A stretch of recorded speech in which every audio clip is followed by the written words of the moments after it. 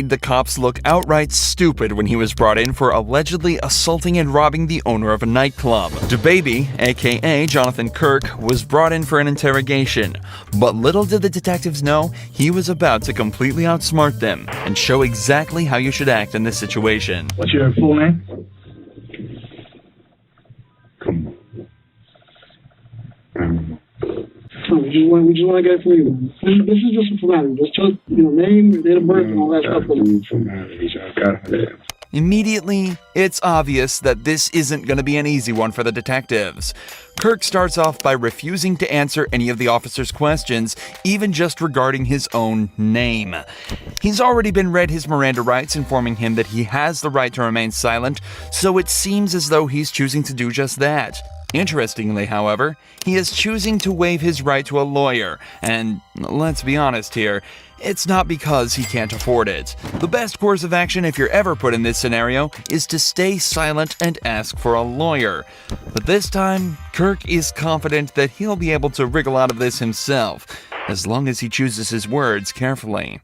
An incident occurred at the hotel, 1500 Southwest First Avenue, that you were there for, correct? What incident? An incident. You had an altercation with somebody? No. You didn't. Did you have a business dealing with somebody? No. You didn't? No. So somebody didn't bring you $20,000 in front of the hotel in your SUV? No. Somebody bring $20,000 that wasn't theirs and lied to them and told them that it was for an event of theirs on the 31st. And lied to them. That person, once he realized they were doing bad business, said nah and left for his $20,000. Okay, so you didn't count? And got my contact information to do business the right way. That's what happened. Around what time was this, sir? I don't know. Whatever time they told us. Whatever time the camera showed me not robbing no damn body that time. Kirk is claiming that he had nothing to do with anything that happened outside. His story is somewhat unclear, but he's essentially saying that his manager was talking with an event promoter about playing at a nightclub called Cafe Iguana Pines. But it turns out the money that they were offering was stolen, and the promoter was acting strange during the deal.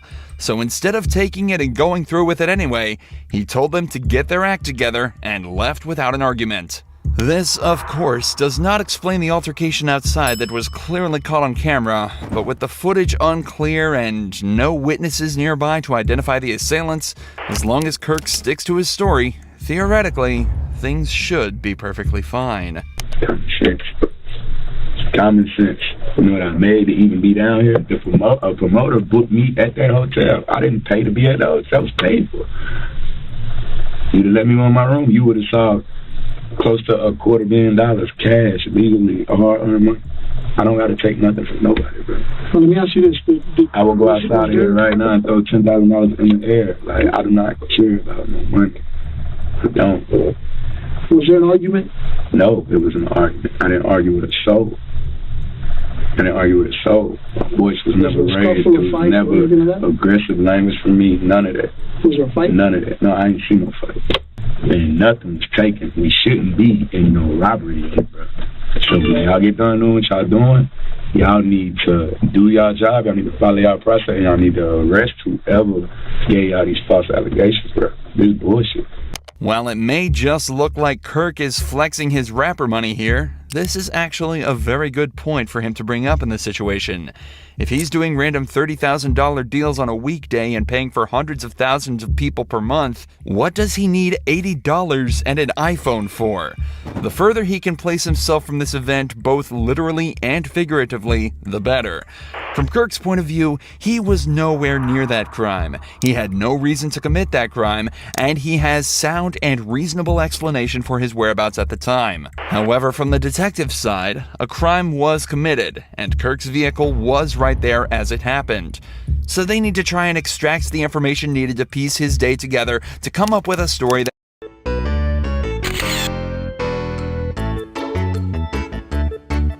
Kirk cannot argue with. That forces him into a confession. When I encountered you in the hotel, you came back to the The concierge, the counter. Yeah. Where were you coming from at that point? Prime. Whatever the hell. I went to eat. I went to get some food. Where's that? I don't remember. You don't know? No. How'd you get there? In the car. What kind of car? Was it a car you drove? Somebody else drove? Uber, bro. A Uber? Yeah. What kind of car was it? Small car, SUV, truck, what? I don't know. Let's talk about what matters.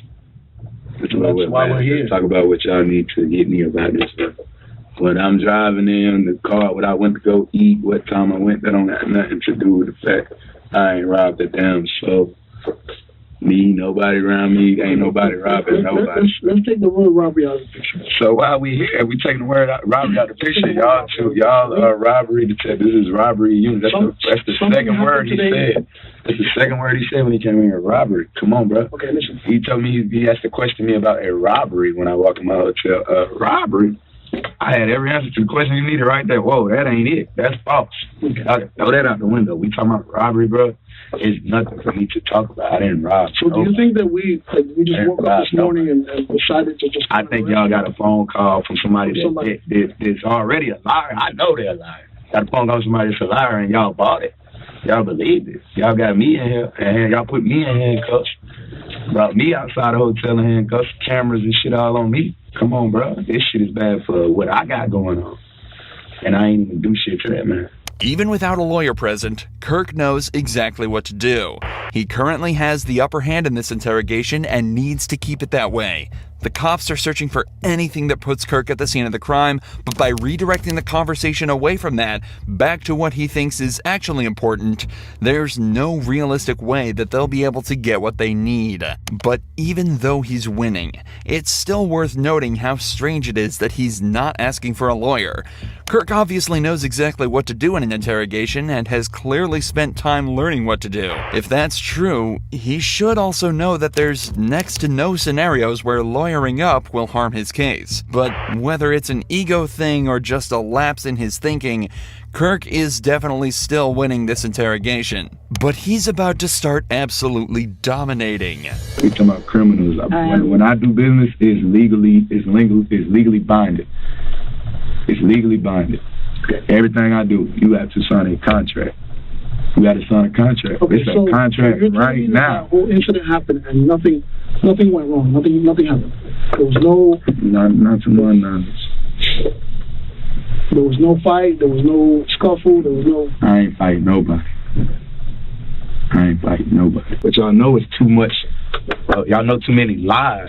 You get what I'm saying? That's why y'all got to move backwards like that, bro. Like you're saying that they're lies, but you don't know what we have or don't have. Okay. That's I know if y'all had proof of me robbing somebody, we wouldn't even be talking. Y'all would have cuffed me. I would be charged with it. That's what I know, bro. That's what I know.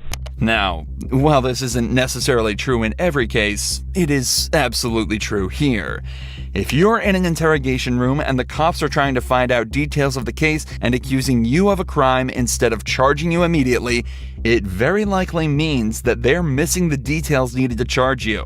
In the vast majority of cases, an interrogation is only done to extract a confession when they don't have enough evidence to easily convict you otherwise. There are a few other niche scenarios, such as trying to figure out why you committed a crime, but it's often very easy to distinguish why exactly you're there based on what you know about the event and what questions they're asking. If the cops know that you're guilty and have irrefutable evidence, cooperation has a lot of merit. But if they can't prove you did what they say you did, stay silent and ask for a lawyer, especially if you're innocent. I ain't no fool. Your side of the story. My side of the story is I ain't done that. I don't have a side of the story because I ain't done nothing to nobody. Bro. So that's what I was and before something could be done to me, happened, right? and before something could be done to me, I realized I was dealing with bad business, and I Why do you say it was bad business? What? Why do you say it was bad business? I already told y'all that. You want to rewind this? You want to rewind it, bro? I already told y'all, bro. My story not gonna come out different no matter how many times I say it, bro. It's not, bro. It's right here. So you press stop and rewind and play, you're going to hear. That's why I said it was bad business, bro. Come on, bro. There's nothing blowing my phone up all day, all night. He needed my help. But his event, he already was in deep water because he's already doing, and I see why, he's already doing bad business. You see what I'm saying? He has an event that wasn't going to go as planned. He needed me to make up for that. He needed me to cover his ass, so he brought in another person, lied to him, swindled him. He thinking he coming to book me for a whole different event, and they tricking him, got him paying me to come do a walk through the night. Come on, bro. These niggas full of shit. And matter of fact, check them cameras. Y'all got crime scene investigation unit out there, check the cameras. See him meet up with somebody else in the lobby. Ask him, hey, who's that? Ask him. Follow up on what I'm telling y'all. That's what we're trying to do. At the end of the day, I would expect people to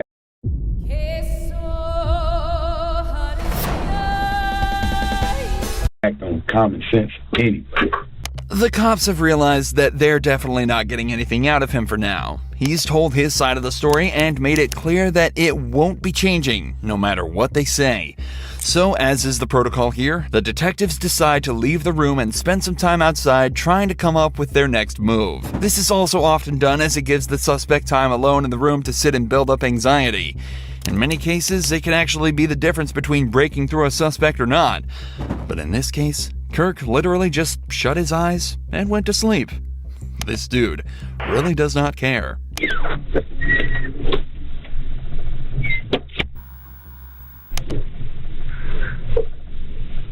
However, it seems as though the detectives couldn't come up with their next step and decided that nothing was going to make this guy budge.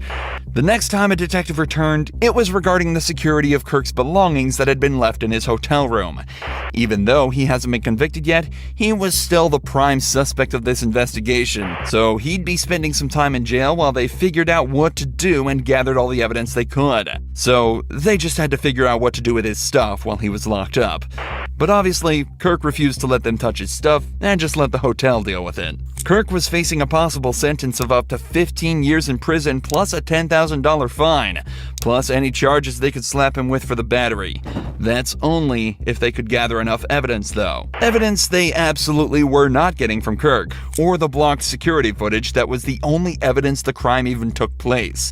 So just after 48 hours in jail, DABABY was released and sent on his way. Just 2 months later, all charges were dropped